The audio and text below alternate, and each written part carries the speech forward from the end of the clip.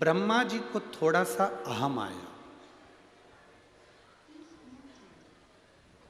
अभी आपको कथा में कहा था कि अच्छा देखो, अच्छा मिलेगा। ब्रह्मदेव नहीं देख पाए। ब्रह्मा जी के भीतर थोड़ा सा अहंकार जागृत हो गया, अहम जागृत हो गया। ब्रह्मदेव के भीतर अहंकार। भगवान विष्णु से पूछा, रिटर्न बढ़ाओ। भगवान विष्णु से पूछा, आपके पिता कौन है? भगवान विष्णु ने कहा, मेरे पिता स्वयं देव अधिदेव महादेव है। स्वयं शिव पिता? हाँ, परीक्षा करने के लिए, पिता को जानने के लिए एक पर्वत को घुमाया और उस पर्वत से शिवलिंग की आकृति उत्पन्न हुई।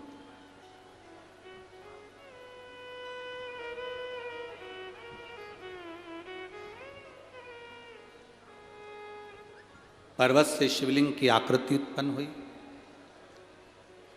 ये तुम्हारे पिता हैं? भगवान विष्णु ने कहा, ये मेरे पिता हैं। इन पिताजी का सिर कहाँ है? चरण कहाँ है? व्यर्थ के प्रश्न व्यक्ति को बर्बाद के ओर लेकर जाते हैं, बर्बादी की। व्यर्थ के प्रश्न, कोई अच्छे प्रश्न हो ना तो कोई बात नहीं। अगर कोई व्यर्थ के प्रश्न करे तो फिर तो बेकार। जैसे कोई कह दे कि एक व्यक्ति ने, एक कॉलेज के टीचर ने अपने स्टूडेंटों से पूछा कि ये बताओ कि मेरे पिताजी सफ़ेद शर्ट पहनते हैं और मेरी माँ सफ़ेद चावल बनाकर खाती है,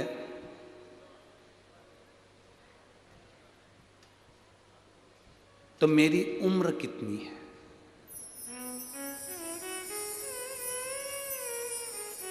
प्रश्न क्या है?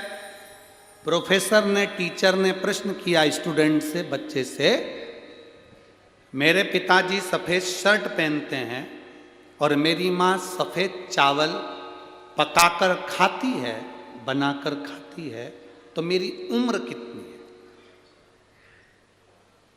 बताओ स्टूडेंट, बताओ बच्चों। अब बच्चे चुप हो गए। उसमें से एक बच्चा खड़ा होकर बोला, सर आपकी उम्र 40 साल है। आपकी उम्र 40 साल है। सर खुश हो गए, सही निर्णय दिया आपने, सही उत्तर दिया। आप कैसे जानते हो कि मेरी उम्र 40 साल हो गई? उस बच्चे ने कहा, सर हमारे पास में 3 घर छोड़ के एक लड़का रहता है, उसकी उम्र 20 साल है, वो आधा पगला है।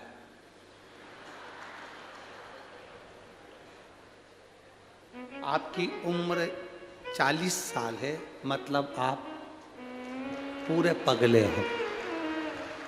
ये कोई प्रश्न है?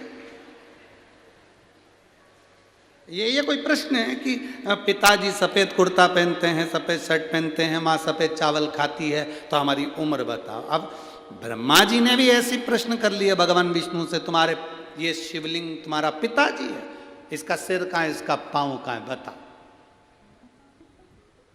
अब ऐसे फालतू के प्रश्न करोगे तो फिर बाद में कष्ट तो भोगना ही है।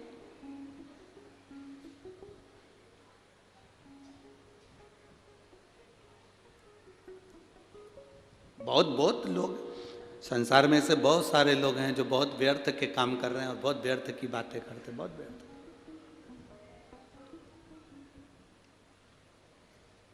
बहुत व्यर्थ की बात।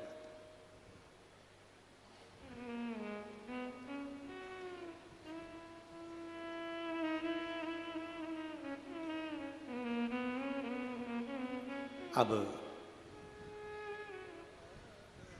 ब्रह्मा जी ने जैसी कहा तो भगवान विष्णु ने कहा ये मेरे पिता हैं, जिस शिवलिंग का तुम दर्शन कर रहे हो ये मेरे पिता हैं।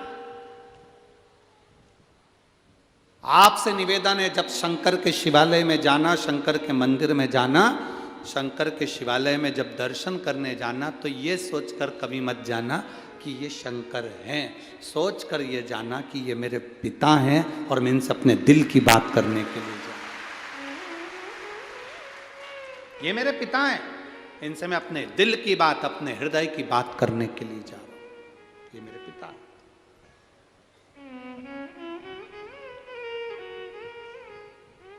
जब हम कथा में रोज कहते हैं ना कि जब कथा पूर्ण हो, आप लोग इतनी इतनी दूर से आते हो, 200-200 500-500 रुपये खर्च करके आते हो, समय निकाल कर इतनी दूर पहुंचते हो, बड़ी मुश्किल से ट्रैफिक में से निकल कर यहाँ पहुँचे हो, तो हम हमेशा कहते हैं जब आरती पूर्ण हो, कर्पूर गौरम हो, आरती होने के बाद भूमि को प्रणाम कर कर उसकी रज अपने हृदय से लगाकर उसको प्रणाम कर कर फिर जाओ। क्यों? शिव महापुराण की कथा में वेदव्यास जी लिख रहे हैं, भगवान शंकर स्वयं तुमरुका जी से कहते हैं, सुनो तुमरुका, जहां शिव महापुराण की कथा होती है, जब तक कथा चलती है शिव महापुराण की उस कथा में देवादिदेव महादेव कहते हैं मैं कैलाश के समेत वहां पर विराजमान रहता हूं, वहां मैं स्वयं हूं, मैं स्वयं वहां पर विराजमान हूं। जब हम कथा पूर्ण होती है, आरती पूर्ण होती है, कर्पूर गौरम करुणावतारम संसार सारम भुजगेंद्रहारम, जब हम बोलते हैं, प्रणाम करते हैं, भूमि को नमन कर कर रज लगा कर जाते हैं, तो जीवन का कल्याण कर देती है, जीवन का